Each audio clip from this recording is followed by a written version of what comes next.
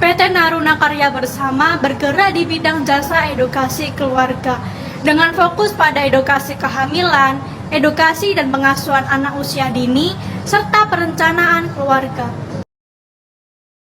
Perusahaan ini didirikan karena fenomena banyaknya keluarga yang kurang memiliki pengetahuan dalam berkeluarga, yang mengakibatkan berbagai permasalahan seperti perceraian.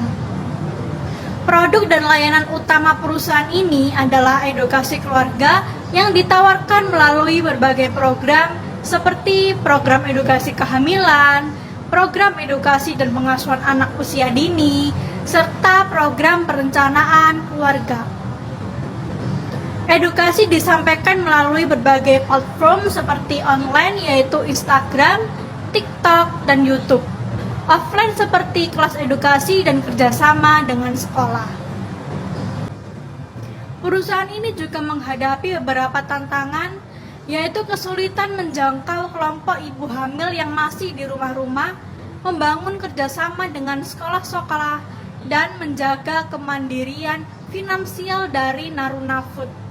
Ketika edukasi gratis, antusiasme peserta tinggi, namun edukasi berbayar terkesan kurang diminati terutama oleh para ibu-ibu, meskipun demi kemajuan anak mereka. Hal ini menjadi tantangan dalam kerjasama dengan bidan untuk memberikan edukasi kepada masyarakat. Ketidakseimbangan antara edukasi gratis dan berbayar menghambat kemajuan program edukasi. Oleh karena itu, perusahaan menciptakan Naruna Food, sebuah marketplace yang keuntungannya digunakan untuk mendukung program edukasi. Saat ini, perkembangan Naruna Food mengalami sedikit penurunan akibat kondisi ekonomi yang kurang stabil.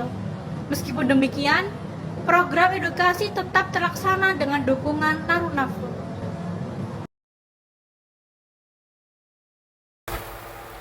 Baik, sekarang kita beralih ke produk improvement. Jadi, berdasarkan hasil wawancara kami kemarin, beberapa improvement yang diterapkan oleh PT Naruna Karya Bersama ini seperti yang pertama, mengembangkan platform online yang lebih interaktif dan juga menarik. Kedua, menjalin kerjasama dengan komunitas ibu hamil dan anak. Yang ketiga, mengembangkan program edukasi yang lebih terstruktur dan juga terukur. Kemudian yang keempat, bekerja sama dengan instansi pemerintah maupun instansi pendidikan. Kelima, meningkatkan branding dan marketing perusahaan dengan strategi online maupun offline. Nah, strategi online yang mereka terapkan ini seperti mengoptimalkan penggunaan Instagram untuk menjangkau ibu hamil di berbagai daerah di seluruh Indonesia. Nah, tim PT Naruna ini sangat konsisten dalam memposting konten edukasi yang menarik dan juga relevan, sehingga menarik minat pelanggannya. Mereka juga memanfaatkan fitur Instagram seperti Instagram Live dan juga Instagram Stories untuk berinteraksi secara langsung dengan audiens. Kemudian, untuk memperkuat strategi offline ini, mereka memperluas kerjasama dengan sekolah-sekolah di berbagai daerah.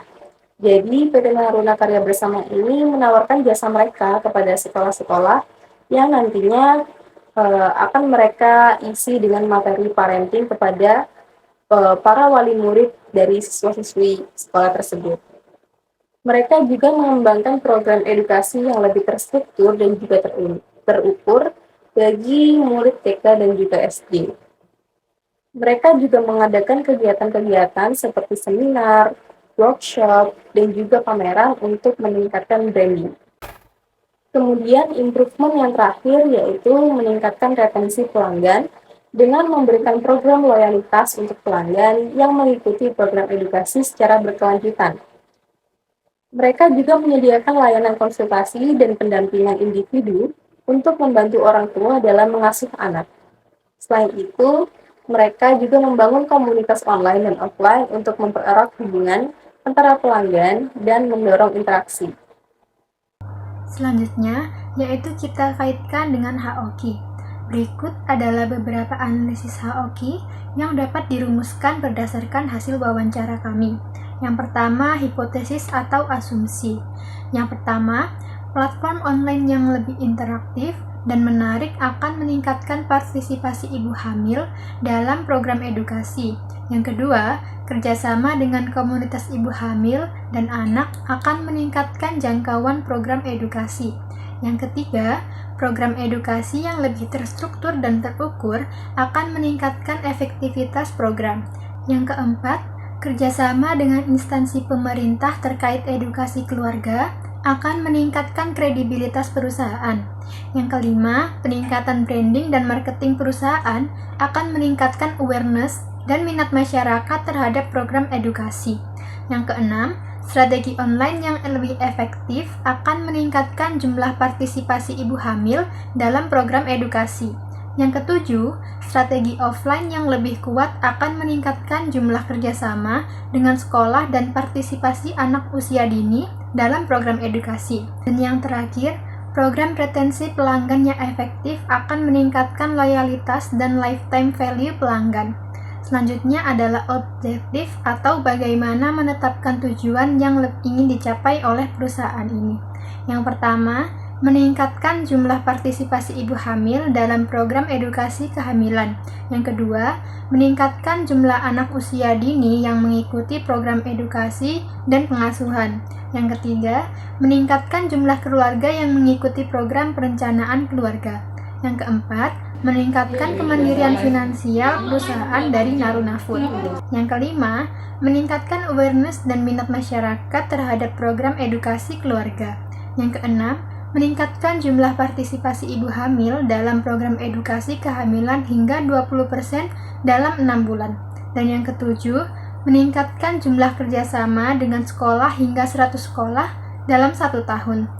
Dan yang kedelapan ialah meningkatkan jumlah anak usia dini yang mengikuti program edukasi dan pengasuhan hingga 500 anak dalam 1 tahun. Dan yang terakhir, meningkatkan tingkat retensi pelanggan hingga 80% dalam 1 tahun.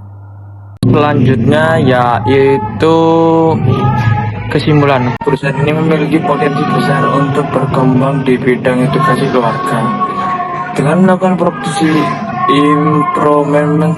improvements dan menjawab HOQ yang telah dirumuskan, perusahaan dapat meningkatkan jangkauan program edukasi, meningkatkan efektivitas program, dan mencapai kemandirian finansial.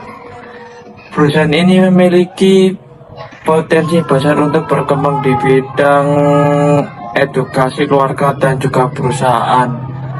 Dapat meningkatkan aktivitas program edukasi, memperluas jangkauan program, meningkatkan retensi pelanggan, dan mencapai tujuan untuk membawa perubahan positif di masyarakat. Oke, sekian dari saya. Terima kasih.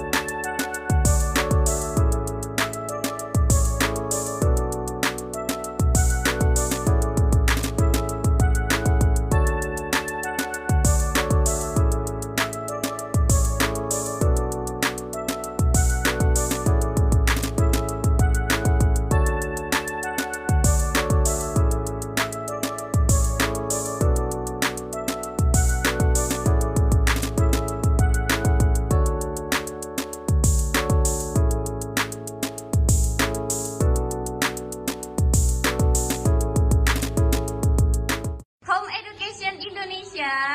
Sahabat